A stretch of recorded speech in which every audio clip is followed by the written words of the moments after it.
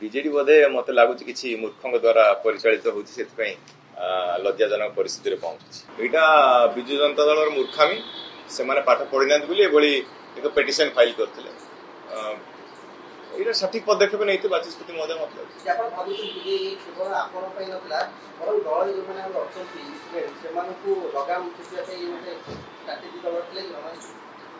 ଏମିତି କଲେ କଣ ଲଗାମ ଖିଞ୍ଚିବେ କି?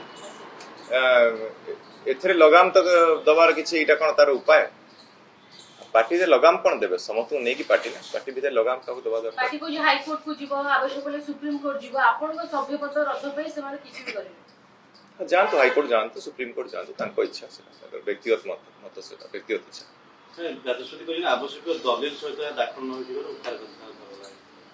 ବାସ୍ତବରେ ମୁଁ ସେ ଲେଟରଟା ପାଇନାହିଁ, ମୁଁ ଦେଖିନି ସେଠି କଣ ବାଚସ୍ପତି ମହୋଦୟ ଲେଖିଛନ୍ତି, ସେମାନେ ବି କଣ ଡିଟେଲ ଲେଖିଥିଲେ। ମୁଁ ଏତିକି ଜାଣିଛି ତାଙ୍କ ପାଖରେ ଯୁକ୍ତି ଯଥାର୍ଥ ନାହିଁ ଏଭଳି ପିଟିସନ ଫାଇଲ କରିବା। ଲେଟରଟି ପାଇଲା ପରେ ଆପଣମାନଙ୍କ ସହିତ ମୁଁ ଖୋଲାଖୋଲି ଭାବେ ଆଲୋଚନା କରିବି। ସେ ଯାଆନ୍ତୁ, କଣ କରିବେ ତାପରେ ଦେଖିବାନି ଆଉ। ସେମାନେ ଭାବିଥିଲେ ହେଇଯିବ, ଯେହେତୁ ଆପଣ କ୍ରସ୍ ଭୋଟିଂ କରିଥିଲେ, ଆପଣଙ୍କ ସହ ଅନ୍ୟ କ୍ରସ୍ ଭୋଟିଂ କରିଥିବା ବିଧାୟକଙ୍କ ସଭ୍ୟପଦ ରଦ୍ଦ ପାଇଁ ସେମାନେ ଜୋରସୋର ଲଗେଇ ଦେଇଥିଲେ। ତାଙ୍କର ଗୋଟେ ଏଇଟା ହାରଜିତ କଥା ନାହିଁ। ଯୋଉ ଭୋଟିଂ ଆମେ ଦେଲୁ, ଆମ ସ୍ୱଇଚ୍ଛାରେ ଭୋଟ ଦେଲୁ, ଏଥିରେ ଲିଗାଲିଟି ଅଛି। କ୍ରସ୍ ଭୋଟିଂ କଲେ ସଭ୍ୟପଦ ଯାଏ ନାହିଁ, ଏଇଟା ବାରମ୍ବାର ଆମେ କହି ଆସୁଛୁ ଏବଂ ଯୋଉମାନେ ଆଇନ କାନୁନ ଜାଣିଥିବେ ସେମାନେ ମଧ୍ୟ ଜାଣିଛନ୍ତି। ଅଯଥା ଚର୍ଚ୍ଚାରେ ରହିବା ପାଇଁ ମତେ ଲାଗୁଛି ବିଜେଡି ଏଭଳି ଏକ କାମ କରିଥିଲା।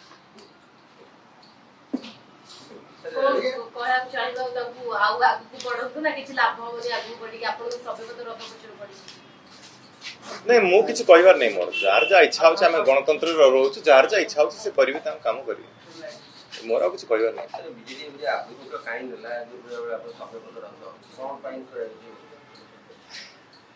ବିଜେଡି ବୋଧେ ମତେ ଲାଗୁଛି କିଛି ମୂର୍ଖଙ୍କ ଦ୍ୱାରା ପରିଚାଳିତ ହେଉଛି, ସେଥିପାଇଁ ଲଜ୍ଜାଜନକ ପରିସ୍ଥିତିରେ ପହଞ୍ଚୁଛି, ଏତିକି କହିବି।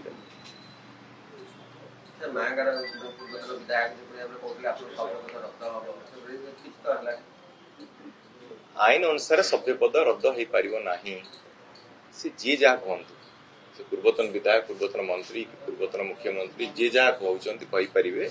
ଆଇନ ଅନୁସାରେ ସଭ୍ୟପଦ ରଦ୍ଦ ହେଇପାରିବ ନାହିଁ। ଆମେ ଏଇଟା ଜାଣିବା କଥା। ଆପଣମାନେ ଲ ମେକର୍ସ ହେଇକି ଯଦି ଏଇଭଳି ମନ୍ତବ୍ୟ ଦେବେ, ଆପଣଙ୍କୁ କଣ ଆଶା କରିବେ ଲୋକ? ମୁଁ ଜାଣିନି, ଯିଏ ବି ବିଜୁ ଜନତା ଦଳର ଅନେକ ଲୋକ ନିଷ୍ପତ୍ତି ନେଉଥିବେ, ମୁଁ ସେଟା ଜାଣିନି, ଯେହେତୁ ମୁଁ ସେଠିକି ଯାଉନି। ବର୍ତ୍ତମାନ ସମୟରେ ବିଜୁ ଜନତା ଦଳ କହିଲାଣି ଆମେ କୋର୍ଟକୁ ଯିବୁ, କୋର୍ଟକୁ ତାର କିଛି ପ୍ରଭାବ ରହିବ ନା କେବଳ ଆଇବାସ ପାଇଁ? ତାଙ୍କ ଇଚ୍ଛା। ମୁଁ ଯାହା କହିଲି, ଗଣତନ୍ତ୍ରରେ ଯାହାର ଯାହା ଇଚ୍ଛା ସେ କରିପାରିବେ।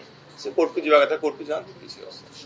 ବର୍ତ୍ତମାନ ବିଜୁ ଜନତା ଦଳ କହୁଛି ଆମେ ଲମ୍ବା ନ୍ୟାୟିକ ଲଢେଇବୁ, ନିଶ୍ଚୟ ଆଗାମୀ ଯଦି ହାଇକୋର୍ଟକୁ ଯିବୁ, ହାଇକୋର୍ଟ ସୁପ୍ରିମକୋର୍ଟ ଯିବୁ, କିନ୍ତୁ ଲମ୍ବା ନ୍ୟାୟିକ ଲଢେଇ ଲଢିବୁ ବୋଲି ବର୍ତ୍ତମାନ ବିଜୁ ଜନତା ଦଳ। ସେ ଯଦି ଚାହିଁବେ ଇଣ୍ଟରନ୍ୟାସନାଲ କୋର୍ଟ ମଧ୍ୟ ଯାଇପାରିବେ, ତାଙ୍କର ଇଚ୍ଛା। ତ ତାଙ୍କ ଇଚ୍ଛାରେ ଯାହା କରିବା କଥା କରନ୍ତୁ। ଅରବିନ୍ଦଙ୍କ ନେକ୍ସଟ ଷ୍ଟେପ୍ କଣ ହବ? କଣ ଏମିତି ରହିବେ ନା ବିଜେପିରେ ଯୋଗ ଦେବେ, କଣ କରିବେ, ତା ଉପରେ ବି ପର୍ଦ୍ଦା ହଟି ପାରୁନି। ବର୍ତ୍ତମାନ ନେକ୍ସଟ ଷ୍ଟେପ୍ର କିଛି ସମୟ ଆସିନି। ନେକ୍ସଟ ଷ୍ଟେପ୍ର ସମୟ ଆସିବ, ତାପରେ ନିଷ୍ପତ୍ତି ନେବି ଏବଂ ଆପଣମାନଙ୍କ ସହିତ ଆଲୋଚନା ମଧ୍ୟ କରିବି। ନେକ୍ସଟ ଷ୍ଟେପ୍ର ସମୟ ବିଲକୁଲ ବି ଆସିନାହିଁ।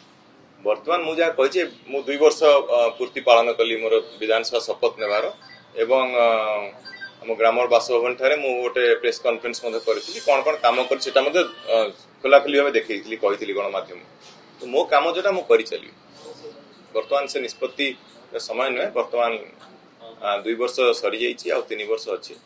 ତ ଲୋକଙ୍କ ପାଇଁ କିଭଳି ଭାବେ କାମ କରିବା, ସେଇଟା ମୋର ମୁଖ୍ୟ ଦାୟିତ୍ୱ। ବିଜୁ ଜନତା ଦଳ ଯୋଉ ବର୍ତ୍ତମାନ ଲଢେଇ କହୁଛି, ତାହା କେବଳ ଆପଣମାନଙ୍କ ବଦନାମ କରିବା ପାଇଁ ଲଢିବା ପାଇଁ ଯାଉଛି, କିମ୍ବା ଆପଣଙ୍କ ଚିତ୍ରକୁ ଗୋଟେ ମଳିନ କରିବା ପାଇଁ ବିଜୁ ଜନତା ଦଳ ଚେଷ୍ଟା କରୁଛି ବର୍ତ୍ତମାନ, ଯେହେତୁ ବାଚସ୍ପତି ମଧ୍ୟ ଖାରଜ କରି ସାରିଲେଣି। ବିଜୁ ଜନତା ଦଳ କଣ କରୁଛନ୍ତି ସେମାନେ ହିଁ କହିପାରିବେ। ତାଙ୍କର ଆଭିମୁଖ୍ୟ କଣ, ସେଟା ତାଙ୍କୁ ପଚାରିଲେ ଠିକ ହବ। ଯେହେତୁ ଆପଣ ତାଙ୍କ ସପକ୍ଷରେ ଭୋଟ ଦେଇଥିଲେ, ତେଣୁ ଏ ଖାରଜ ନିଷ୍ପତ୍ତି ବି ଆପଣଙ୍କ ସପକ୍ଷରେ ଆସିବା ସୁନିଶ୍ଚିତ ଥିଲା। ମୁଁ ଆଙ୍କ କାହା ସପକ୍ଷରେ ଭୋଟ ଦେଇନି। ମୁଁ ଜଣେ ସ୍ୱାଧୀନ ପ୍ରାର୍ଥୀଙ୍କ ସପକ୍ଷରେ ଭୋଟ ଦେଇଛି, ଏବଂ ମୁଁ ସେଇ ଜଣୀୟ ବ୍ୟକ୍ତିଙ୍କୁ ଭୋଟ ଦେଇଛି। ମୁଁ ସରକାରୀ ଦଳର କୌଣସି ଯୋଉମାନେ ନୋମିନେଟେଡ ପର୍ସନ ଥିଲେ, ମୁଁ ତାଙ୍କୁ ଭୋଟ ଦେଇନାହିଁ। ମୁଁ ଜଣେ ଲୋକଙ୍କୁ ଭୋଟ ଦେଇଛି, ଏଇଟା ମୁଁ ଖୋଲାଖୋଲି ଭାବେ କହୁଛି।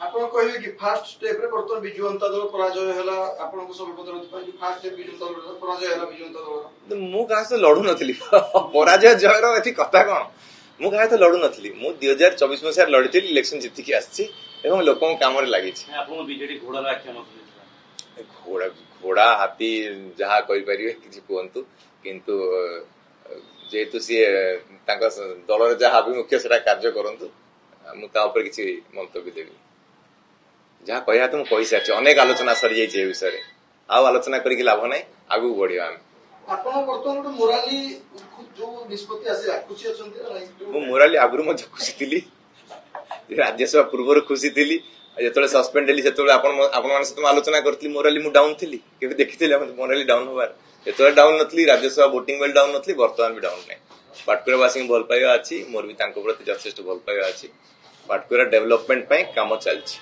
ବାଚସ୍ପତିଙ୍କ ଯୋଉ ବର୍ତ୍ତମାନ ଖାରଜ କଲେ ଆପଣ କହିପାରିବେ କି ସତ୍ୟର ବିଜୟ ହେଲା କିନ୍ତୁ ସତ୍ୟ ମିଥ୍ୟା କଥା ନେଇ ଆପଣ ସଭ୍ୟ ପଦ ରଦ୍ଦ କରିପାରିବେ ନାହିଁ ଆଇନ ଅନୁସାରେ ଏଭଳି ମୂର୍ଖାମୀ ପଦକ୍ଷେପ ନେଇ ଚାଲିଛନ୍ତି କିଏ ତାଙ୍କ ପରାମର୍ଶଦାତା ମୁଁ ବୁଝିପାରୁନି ସେ ଟିକେ ବହି ପଢିବା ଦରକାର ପାଠ ନ ପଢି ଯିଏ ପରାମର୍ଶ ଦଉଛନ୍ତି ସେ ବହି ପଢିବା ଦରକାର ଆଇନ ଶୃଙ୍ଖଳା ବହି ଟିକେ ପଢନ୍ତୁ ତାପରେ ଦେଖିବା ବିଜୁ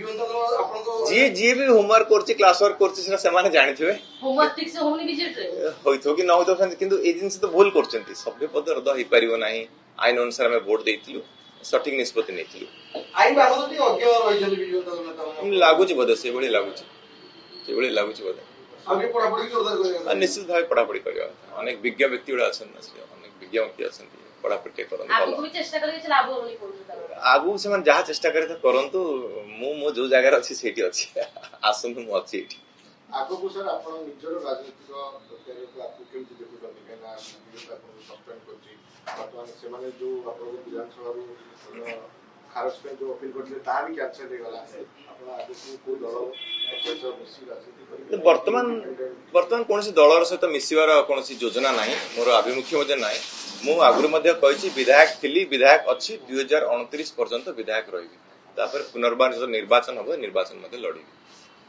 ଏଇଟା ହିଁ ସେଇ ସମୟରେ ଦେଖିବା କଣ